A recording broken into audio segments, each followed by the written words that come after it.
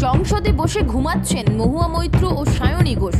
Social মিডিয়ায় ছবি viral হতেই সমালোচনার ঝড়। এবারের লোকসভা নির্বাচনে বিপুল ভোটে জয়ী হয়ে সাংসদ হয়েছেন জুন মালিয়া, সায়নী ঘোষ, মহুয়া মৈত্র। কিন্তু একই, তারা সংসদে গিয়ে কেউ ঘুমে বিভোর তো কেউ আবার ঢুলু ঢুলু চোখে তাকিয়ে। এমন ছবি ভাইরাল হতেই হাসির রোল সোশ্যাল মিডিয়ায়। এদিন দুপুরে আচমকাই ভাইরাল হয়ে যায় সংসদের অধিবেশনের একটি ছবি। সেখানে পাশাপাশি বসে থাকতে দেখা যাচ্ছে মহুয়া মৈত্র, জুন মালিয়া এবং সায়নী ঘোষকে। কিন্তু তাদের তিনজনের মধ্যেই দুজন ঘুমিয়ে প্রায় বিভোর, মাঝে একা জুন মালিয়া ঢুলু ঢুলু চোখে তাকিয়ে আছেন। দুই পাশে অঘরে ঘুমোচ্ছেন মহুয়া মৈত্র এবং সায়নী ঘোষ। আর সেটা দেখেই মজা পেয়েছেন বিরোধী এবং নেটিজেনরা। ছবি প্রকাশ্যে আসতেই সোশ্যাল মিডিয়ায় এই ছবি নিয়ে চলছে মিমের বন্যা।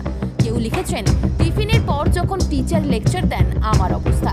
কেউ লিখেছেন, দীর্ঘ ভোট প্রচারের ক্লান্তি শেষে অবশেষে শান্তির ঘুম।